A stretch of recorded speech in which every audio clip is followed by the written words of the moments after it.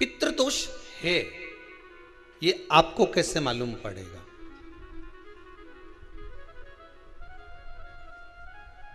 पितृ भूखे हैं, इसका तो वर्णन हमने पहले कर दिया कि रात्रि को जब आप सोने के बाद में 1-1.5 घंटे बाद अगर आपकी नींद खुल जाए, 1 घंटा 1.5 घंटा आप सो लिए, उसके बाद जो नींद खुली तो 1-1.5 घंटे तक अगर आपको नींद नहीं आ रही है, रात्रि को सोने के बाद में 1 घंटे बाद जब उठे तो आपको प्यास लग गई, भूख लगने लगी, प्यास लगने लगी कि मेरे को पानी पीना पड़ेगा, घबराहट हो रही, पानी पीना पड़ेगा। 1-1.5 घंटे सोने के बाद अचानक नींद खुले और आपको प्यास लगे, समझ लेना आपके पितृ भूखे हैं और प्यास है।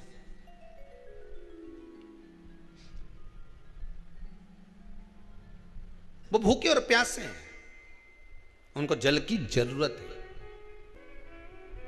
किसी भी नदी में, सरोवर में, कुंड में, बावड़ी में, तालाब में, आप तीर्थ में जाकर जब स्नान करते हैं तो स्नान करने के बाद एक काम का नियम बना लो कि अपने हाथ की अंजलि में जल लेकर अपने पूर्वजों को देना। प्यासे रहते हैं। 3 वृक्ष पितरों के तुल्य हैं, कथा में भी कहा था। 3 वृक्ष पितरों के तुल्य हैं। पहला पीपल, दूसरा बट वृक्ष, तीसरा बेलपत्र का वृक्ष। ये पितरों के तुल्य हैं। अगर आपको रात्रि में नींद नहीं आ रही है, ऐसा लगता है कि रात्रि को 1 घंटा 1.5 घंटा सोने के बाद कुछ गलत गलत विचार आने लगते हैं, नींद सुबह 3 बजे तक 4 बजे तक नहीं आती, 4 बजे के बाद फिर नींद आती है, तो एक प्रैक्टिकल जरूर कर कर देखना। एक प्रैक्टिकल करने में क्या जाता है, प्रयास करने में क्या कुछ जाता है क्या? प्रैक्टिकल कर कर देखना कि कहीं सियोर वाला महाराज झूठ तो नहीं बोल रहा, तो प्रैक्टिकल करने में कुछ नहीं जाए। 1 लोटा पानी लो, उसमें थोड़ा सा कच्चा दूध डाल लीजिए, बेलपत्री का पेड़ या पीपल का पेड़ या बट का पेड़, इन पेड़ के नीचे ले जाकर उस दूध को दोपहर में सुबह 10 बजे से लेकर 12 बजे के बीच में ले जाकर चढ़ा दीजिए। रात्रि को फिर ना आपको प्यास लगेगी, ना भूख लगेगी, नींद एक बार लगी तो सुबह ही खुलेगी। प्रैक्टिकल करने में क्या जाता है? पानी डालने में तुम्हारा कुछ जाएगा?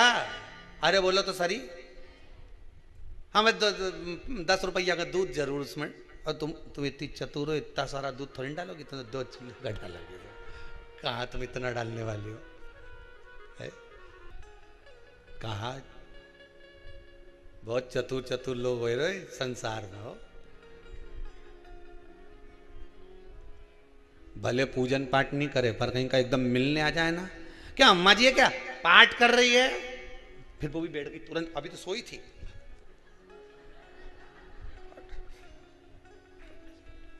तुरंत।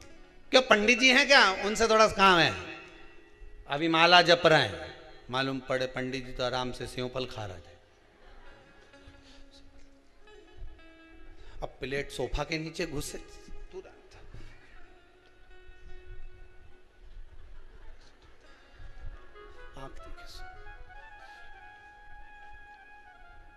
प्रैक्टिकल करने में क्या जाता, कुछ भी नहीं बिगड़ेगा। ये तो बस जल डालोगे तुम्हारा ही कुछ अच्छा हो सकता है, बाबा की कृपा। 3 वृक्ष पितरों के तुल्य हैं। पहला जम के बोलिए पीपल, दूसरा बट वृक्ष, तीसरा बेलपत्री का वृक्ष। 3 पीपल के वृक्ष में 52,000 ब्राह्मण एक साथ निवास करते हैं, इसलिए पितृतुल्य है। बट वृक्ष ब्रह्मा जी के मस्तक से बना, इसलिए पितृतुल्य है। और बेलपत्री का वृक्ष माता पार्वती जी के अश्रु से बना। जब आंसू गिरे थे माता जगत जननी जगदम्बा पार्वती के, उस समय पर पितृलोक में हलचल उत्पन्न हो गई थी। हमारी नातिन की आंख में आंसू कैसे आ गए? मैनावती की पुत्री है,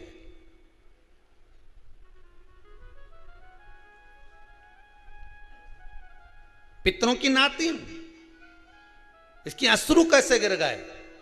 पार्वती जी ने कहा ये आंसू नहीं, मेरा पुण्य भाग प्रकट करती हूं बेलपत्री के रूप में। तो पितरों ने वर दिया था कि ये बेलपत्री का वृक्ष हमारा आशीर्वाद है, इसके नीचे अगर कोई दीप लगाता है, शिव को स्पर्श कर चढ़ाता है, उसके पितरों की शांति होगी। हम स्वयं उसको आशीर्वाद देने के लिए पधारेंगे। बेलपत्र का वृक्ष पितृतुल्य। दूसरा पितृदोष का लक्षण बताया, घर में कोई शुभ कार्य ना हो, वंश की वृद्धि ना हो। 1 रुपये कमाओ, 1.25 रुपये खर्च हो रहे हैं, पैसा 10 जगह से कमाई आ रही है पर घर में टिक नहीं पा रही है, आया गया, पितृदोष। जरा सी कटोरी पड़ी है उसके पीछे विवाद चालू हो जाए, पानी ढुल गया उसके पीछे विवाद हो जाए, या छोटी छोटी बात में घर में क्लेश मचा हुआ है, पितृदोष है। समझ लो हमारे पूर्वज हमसे खुश नहीं, प्रसन्न नहीं। कोई कहता है गुरुजी श्राद्ध बड़े बेटे को करना चाहिए कि छोटे को करना चाहिए? शिव महापुराण की कथा कहती है, अगर जायदाद का पूरा हिस्सा बड़े ने लिया हो और तुमने अपनी माता का दूध ना पिया हो तो एक ही को कर लेने दो। अगर माता का दूध पिया है और अगर एक अंगूठी भी ली है, जरा सा एक कपड़ा भी अगर सास का लिया है, तो श्राद्ध तो तुझे करना ही पड़ेगा, करना ही पड़ेगा। तूने मेरा दूध पिया है तो बिल्कुल जम के तो बोलो। अगर तुमने उनका कुछ खाया है तो अब एक काम और हो सकता है, गुरुजी वो श्राद्ध अगर हम नहीं करें और बड़े भैया करें और हम उन्हीं के यहाँ चले जाएं तो चले जा, मना कौन कर रहा है? पूड़ी का तेल तू ले जा, खीर का दूध 2 थैली तू खरीद के ले जा। जितना वहां वो सेवा करे उतनी सेवा तुम करो। गलत है क्या? जायदाद का भी तो हिस्सा किया था। सुई की नोक के बराबर नहीं धुआं ने, ईंट इधर खसकी है तो हमारी इधर खसका दीजिए। हमारी बसियत में इतना लिखा है तो फिर बसियत में ये भी लिख के जाना चाहिए था। मैं तो क्यों सबके, तुम डरो मत ही रहे एक भी। जब छोरा छोरी के जब सब सामान प्रॉपर्टी दो ना, जमीन दो ना, जायदाद दो ना, सारा सामान छोरा छोरी के दो, तो उनके लिख के भी जाओ कि हमारी श्राद्ध कर दे अच्छे से, नहीं तो भूतड़ी बन के सताऊंगी।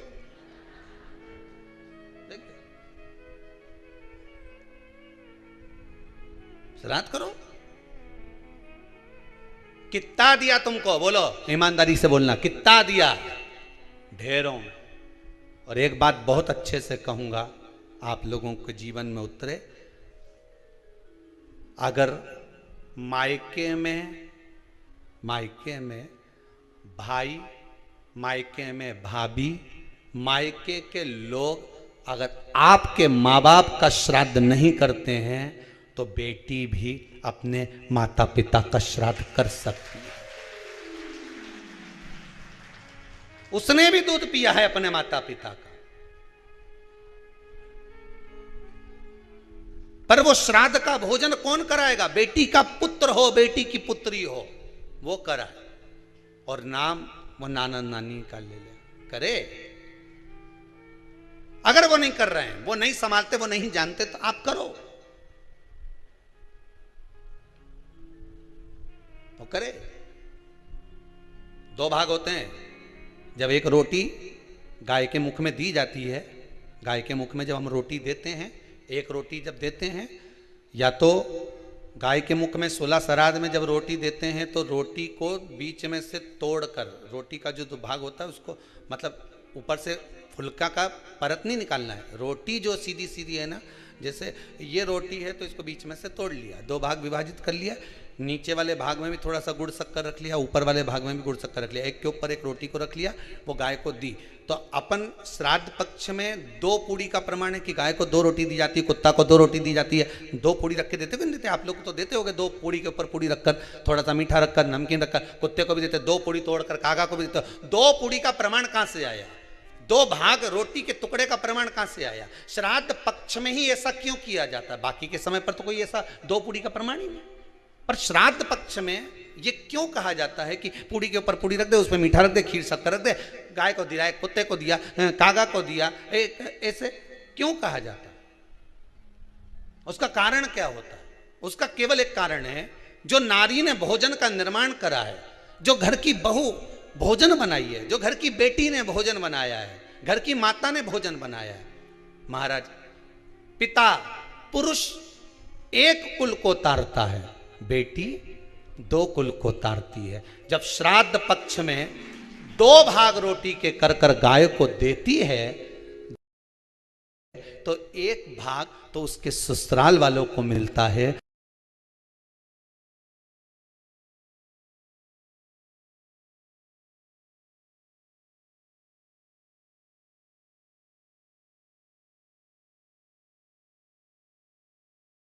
मायके को भी मिले, ससुराल को भी। जब गया जी का पिंड होता है तो नाना नानी सबका स्मरण कराया जाता है। दो भाग,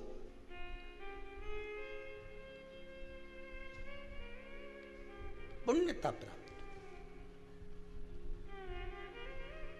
अब लोगों को मालूम तो है नहीं कि दो पूड़ी क्यों रखते हैं, उसका कारण वर्णित है शास्त्रों। दोनों पक्ष तारने के लिए, दोनों पक्ष का स्मरण कराने के लिए। महाराज, बिंदु प्रेत योनि में पड़ा, चंचुला देवी उनके मोक्ष का प्रयोजन कर रही है, प्रयास कर।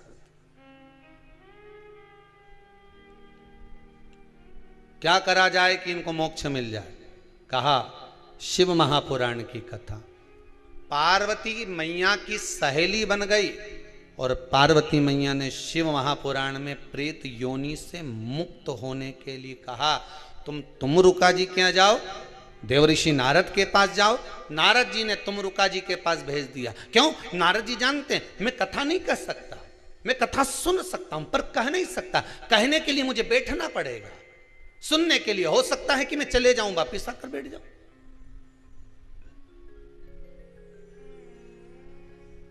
तुमरुका जी से कहा कथा कह दोगे? हाँ, कहने में क्या दिक्कत है? मेरे पति को प्रेत योनि से मुक्त करना है। तुमरुका जी बोलते हैं केवल तुम्हारा पति प्रेत योनि से मुक्त नहीं होगा। तुमरुका जी ने शिव महापुराण में कहा, सुनो चंचुला देवी, केवल एक व्यक्ति शिव पुराण से नहीं तरता, इस बिंदुक जैसे ना जाने कितने प्रेत इस वायुमंडल में घूम रहे होंगे, ना जाने कितने पितर, ना जाने कितने आहूत, ना जाने कितने वासुक इस वायुमंडल में घूम रहे होंगे। तुम्हारा पति तुमको दिखा नहीं, तुम्हारा बिंदुक तुम्हें कभी नजर आया नहीं, फिर कारण क्या था? बस मन में शांति नहीं है।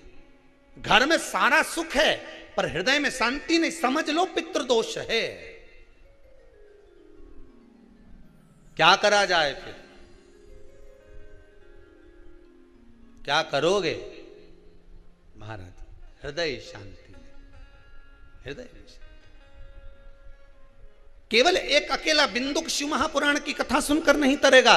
तुमरुका जी कहते हैं जिस समय पर मैं शिव महापुराण की कथा कहूंगा, सुनो चंचुला देवी, इस संसार के इस भूमंडल पर मृत्यु लोक में जितने भी जीव इस संसार सागर में भटक रहे होंगे, शिव महापुराण की कथा सुनकर वो भी तर जाएंगे। ये अकेली बिंदुक को तारने वाली नहीं है, इस मृत्यु लोक में जो विराजमान। आज भी नियम है महाराज, श्राद्ध का भोजन टेबल पर नहीं कराया जाता, श्राद्ध का भोजन ब्राह्मण को कुर्सी पर बिठाकर नहीं कराया जाता, श्राद्ध का भोजन किसी भोजन आज भी प्रमाण है कि ब्राह्मण के लिए भूमि पर आसन लगना चाहिए और जमीन पर बैठकर कराना चाहिए।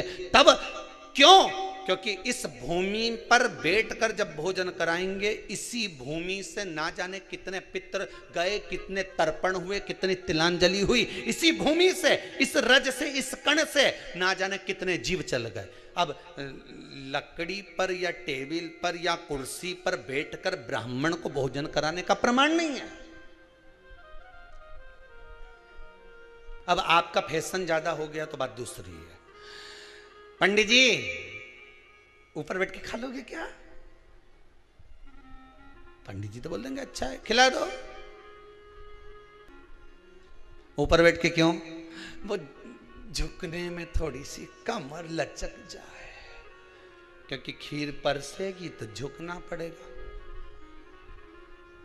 अब ब्राह्मण अगर भोजन करने आसन पर बैठेगा, तुम अगर थोड़ा झुककर परसोगी, ब्राह्मण के सम्मुख में आप थोड़ा सा भोजन कराते समय झुकोगी। जरा विचार करिए, यशोदा मैया के घर में संतान नहीं थी। यशोदा जी श्रावण के महीने में श्रावणी करने आए हुए ब्राह्मण को मात्र खीर परोसने के लिए गई थी। 52 साल की उम्र थी, संतान का सुख नहीं दिख रहा था, खीर परोसने के लिए गई। उतनी देर में ब्राह्मणों ने देखा इनके घर में संतान नहीं है, पुत्र भव कह दिया। और यशोदा जी के पति श्री नंदराय जी कह रहे हैं कि बाबा मैं 60 का या 55 की, बाल हो गए धोले, और तुम कह रहे हो पुत्र होगा, कहां से होगा? ब्राह्मण कहते हैं ब्राह्मण जब भोजन करता है, भोजन करते समय जब वर देता है, वो वर गलत नहीं हो सकता, कहीं से भी आएगा, पर छोरा तो आएगा। और आया, कहीं से भी आया, पर पुत्र आया, क्योंकि आशीर्वाद दिया था। श्राद्ध पक्ष का भोजन टेबल पर नहीं, कुर्सी पर नहीं, श्राद्ध पक्ष का भोजन ब्राह्मण को आसन लगाकर जमीन पर कराना चाहिए, भूमि पर।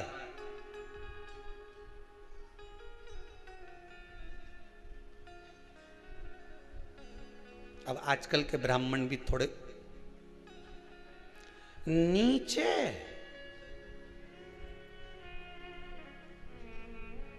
अगर हम टेबल पे ही जीम लें तो जी क्या बोले भी तो क्या बोले, तुम वही बताओ।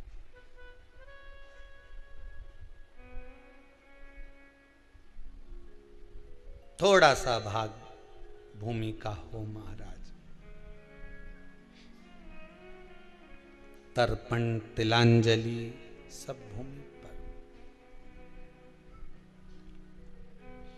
हम तो जो जजमान हवन करने के लिए भी जो जजमान लोग नाम लिखाए हैं पितरों के लिए, तो हम उनको भी कहते हैं कि कुर्सी पर बैठकर आहुति छोड़ने से अच्छा है आप बैठो मनानी पर, पहले सबसे पहले भूमि पर 10 मिनट बैठो, पर बैठकर आहुति छोड़ो। उसके बाद भले आप स्टूल लगाओ, कुर्सी लगाओ, आपकी मर्जी, पर 10 मिनट 5 मिनट तो आप भूमि पर बैठो उन जीवों के लिए।